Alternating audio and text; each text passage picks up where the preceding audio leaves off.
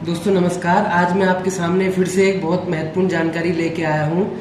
आज अपन ये चीज़ सीखेंगे या ये चीज़ जानेंगे कि कैसे कोविड का जो ICMR फॉर्म है जो कि रैपिड में या फिर RT-PCR के टाइम पे जो भी कोविड का फॉर्म भरा जाता है उसे हम कैसे भरते हैं। मैं आपको शुरुआत से एंड तक सारी चीज़ें डिटेल में बताऊंगा कि आपको किस चीज़ की ज़रूरत रहती है, कौन से कॉलम में क्या चीज़ भरने की ज़रूरत पड़ सकती है या पढ़नी है। जैसे कि आप अपने सामने देख रहे हैं कि ये कोविड का ICMR फॉर्म है जो कि रैपिड के लिए और ICMR के लिए दोनों के लिए भरा जाता है और ये बहुत ही ज़रूरी है टेस्ट के लिए। अब जैसा कि आप पहले देख रहे हैं कि डॉक्टर का प्रिस्क्रिप्शन यहाँ पे लिखा हुआ है, जो कि डॉक्टर का प्रिस्क्रिप्शन आपको बताना है। अगर आप डॉक्टर से कंसल्ट कराते हैं तो आप इस कॉलम में यहाँ पे यस फिल करेंगे। अगर आप डॉक्टर से कंसल्ट नहीं कराई है या तो फिर अपने सेल्फ यानी कि डायरेक्ट अपना टेस्ट कराना चाहते हैं तो वो यहाँ पे फिर नो पे टिक कर देते हैं। अगर आप पहले भी इस कोविड का टेस्ट करा चुके हैं तो फिर आपको ये फॉलोअप सैंपल की जगह यहाँ पे यस लिखा है, यहाँ पे आपको टिक करने की जरूरत है। अगर आप ये सैंपल कोविड का पहली बार देने आए तो यहाँ पे आप नो कर दीजिएगा। अब दूसरी लाइन में आते हैं तो इसमें आपकी डिटेल्स आएंगी, जो कि पर्सन की डिटेल्स आएंगी। इसमें क्या भरना है, जैसे इसमें लिख रहा है पेशेंट का नेम। आप पेशेंट का नेम, जो भी पेशेंट का टेस्ट हो रहा है आप उसका नाम लिख सकते हैं। जस्ट लाइक मैं यहाँ पे नाम लिखता हूँ मिस्टर जितेश। ये एक पेशेंट है, मैं इसका नाम लिख रहा हूँ मिस्टर जितेश। यहाँ पे टेस्टिंग के लिए आए हैं तो मैंने इनकी डिटेल्स लिख दी, उसमें पेशेंट का नाम मिस्टर जितेश। अब मैं उनकी एज लिख दूंगा, यहाँ पे एज लिख देंगे 22। उसके नीचे आएंगे तो पेशेंट इन क्वारंटाइन फैसिलिटी, उस पेशेंट के पास क्वारंटाइन की फैसिलिटी है कि नहीं। अगर है तो आपको यस भरना है, अगर नहीं है तो नो भरना है। तो यहाँ पे नो भर दीजिए, फैसिलिटी नहीं है। और आगे अगर मैं बात करूं तो बाकी की पर्सनल डिटेल्स हैं वो हैं जैसे जेंडर मेल, अगर फीमेल है तो आपको फीमेल भरना है, अदर है तो आपको अदर में फिल करना है। उसके बाद में लिख रहा है एक कॉलम में प्रेजेंट विलेज और टाउन। अब आप जिस जगह पे रहते हैं वो आपको अपना प्रेजेंट विलेज या फिर टाउन यहाँ पे डालना है। जस्ट लाइक आप यहाँ पे अपना पूरा एड्रेस भी डाल सकते हैं।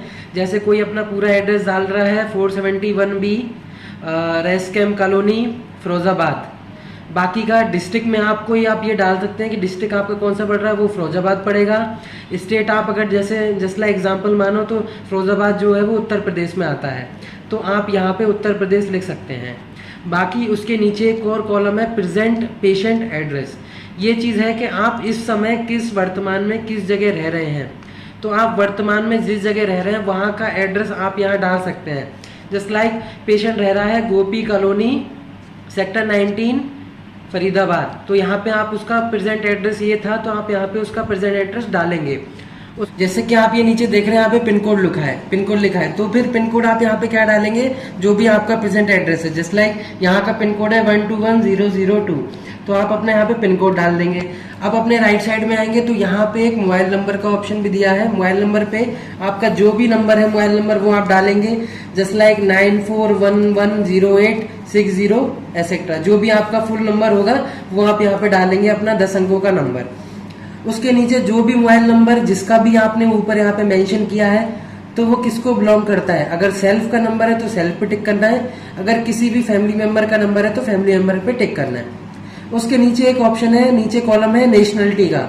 अब नेशनलिटी का कॉलम में आप हमेशा इंडियन ही भरेंगे, अगर इंडिया से बिलोंग करते हैं तो इंडियन यहाँ पे लिखेंगे।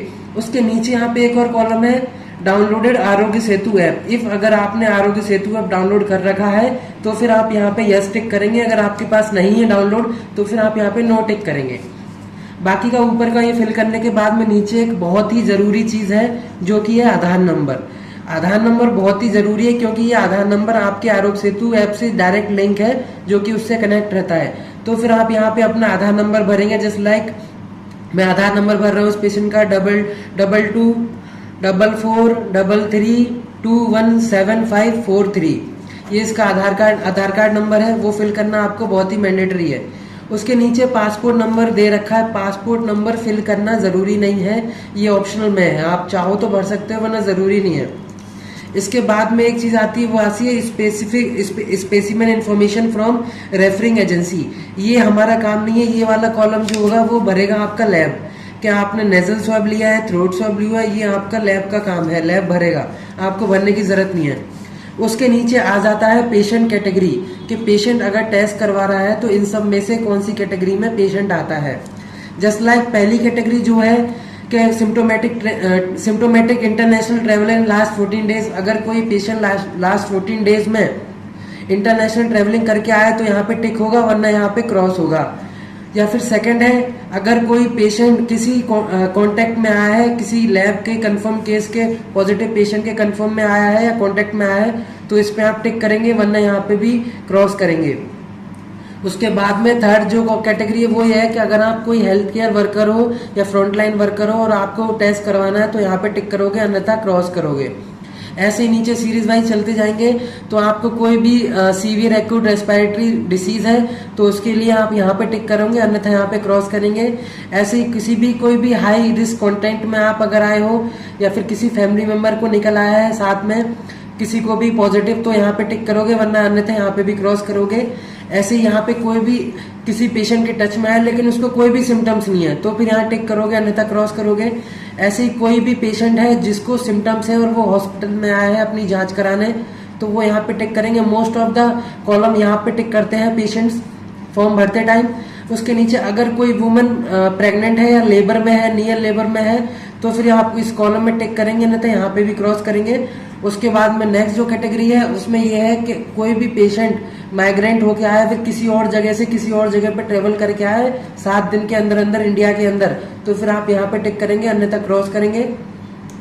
उसके अगली कैटेगरी है कि किसी को भी ILI के सिम्टम्स हैं, just like influenza like illness के सिम्टम्स हैं, या फिर कोई भी कॉन्टामिनेटेड जोन से आया है, जस्ट लाइक किसी एरिया में सबसे ज्यादा कोविड पॉजिटिव पेशेंट पाए जा रहे हैं, उसमें अगर कोई भी पेशेंट वहां से अपना टेस्ट कराने के लिए आया तो इस कॉलम को टिक करेंगे, अन्यथा क्रॉस करेंगे। इफ अगर यहाँ पे अदर का भी ऑप्शन दिया है कैटेगरी में कि कोई पेशेंट सिर्फ ट्रेवल के लिए मांग रहा है, कोई सिर्फ सेल्फ करवाना चाहता है कि मुझे हुआ है कि नहीं, तो फिर ये अन्यथा यहाँ पे आप टिक करेंगे और यहाँ पे अपना रीजन लिखेंगे, मैं क्यों कराना चाहता हूँ यहाँ पे लिख देंगे। अगर ट्रेवलिंग के लिए है तो ट्रेवलिंग के लिए कराना चाहता है। अब हम इसके पीछे चेक कर लेंगे, पीछे जो भी दिया हुआ है वो इसके दिया हुआ है कि कौन कौन से आपको सिम्टम्स और साइंस है। अगर आपको कोई भी सिम्टम और साइन है तो फिर आप यहाँ पे टिक करेंगे, जस्ट लाइक कोई भी सिम्टम है तो आप यहाँ पे यस करेंगे। अगर कोई भी सिम्टम नहीं है तो नो कर देंगे और ये पूरा कॉलम छोड़ देंगे। अगर कोई भी सिम्टम्स है तो सिम्टम पेशेंट को खुद पता रहेगा, जस्ट लाइक फीवर है तो यहाँ टिक करेंगे, कफ है तो यहाँ करेंगे, चेस्ट पेन है तो यहाँ करेंगे, वॉमिटिंग है तो यहाँ करेंगे, या फिर एब्डोमेन पेन है तो यहाँ करेंगे।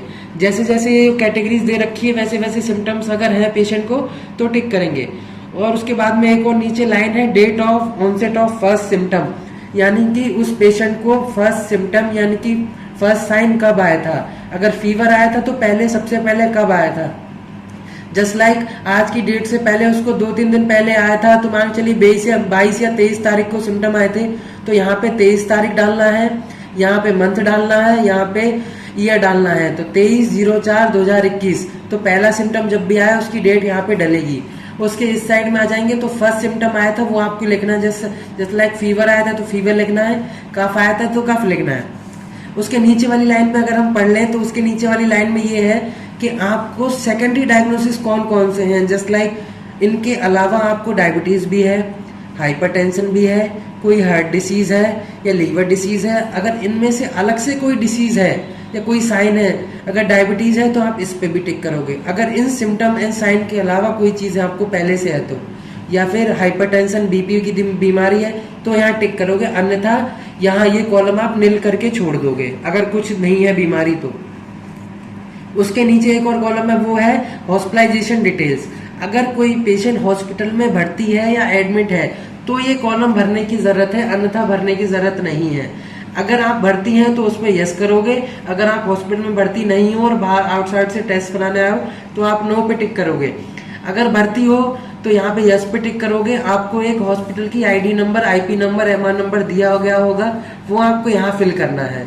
हॉस्पिटल कौन से स्टेट में है, हरियाणा में है, यूपी में है तो वो आपको फिल करना है। उसका डिस्ट्रिक्ट क्या है, फरीदाबाद है, फिरोजाबाद है तो आपको टिक करना है। और आप कब हॉस्पिटल में एडमिट हुए थे वो आपको यहाँ पे डेट लिखनी है, डे, ईयर, मंथ सब कुछ आपको यहाँ पे मेंशन करना है। और उस हॉस्पिटल का या इंस्टीट्यूशन का क्या नेम है जिसमें आप एडमिट हो, अगर आप एडमिट हो तो भरना है। उसके बाद में नहीं हो तो यहाँ पे नो करके छोड़ देना है। उसके बाद में यहाँ पे ऑप्शन है रेफरिंग डॉक्टर डिटेल्स। अगर किसी डॉक्टर ने आपको रेफर किया है कि कोविड पीसीआर या कोविड रैपिड एंटीजन आप करा लो, तो आपको वहां पे उस डॉक्टर का नाम डालना है। जस्ट लाइक किसी डॉक्टर ने आपको कराया है तो डॉक्टर एक्स ने आपको यहाँ पे बोला है कि जाके टेस्ट करवा लो, तो डॉक्टर एस का नाम यहाँ पे आएगा, बाकी उसके मोबाइल नंबर यहाँ पे आएंगे और डॉक्टर की ईमेल आईडी यहाँ पे फिल होगी। अगर किसी डॉक्टर ने नहीं बोला है और आप खुद चाहते हैं कि मुझे अपना टेस्ट करवाना है, मुझे सिम्टम्स लग रहे हैं बिना डॉक्टर को दिखाए, तो यहाँ पे आप अपना सेल्फ डाल सकते हैं और फॉर्म फिलअप हो जाएगा। इस तरीके से आपकी सारी डिटेल्स फिल हो जाएंगी। उसके बाद का जो नीचे कॉलम दिख रहा है आपको, ये भी आपको नहीं बनना है, ये भी काम है जो कि आपके लैब वाले करेंगे। टू बी फिल्ड बाय कोविड-19 टेस्टिंग लैब फैसिलिटी, ये वाला कॉलम आपको कुछ नहीं करना है, एज इट इज छोड़ देना है, बाकी का काम आपको लैब में हो। इससे अगर आपको कोई भी दिक्कत हो तो मुझे आप इस वीडियो के माध्यम से नीचे आप कमेंट बॉक्स में लिख भी सकते हो कि सर ये चीज मुझे समझ में नहीं आई है, ये भी मुझे आप दोबारा बता दीजिए, तो मैं डायरेक्ट आपको कमेंट बॉक्स में बता दूंगा। और इसके बाद में भी आपको कोई भी दिक्कत आए तो आप डायरेक्टली मुझे डीएम भी कर सकते हैं।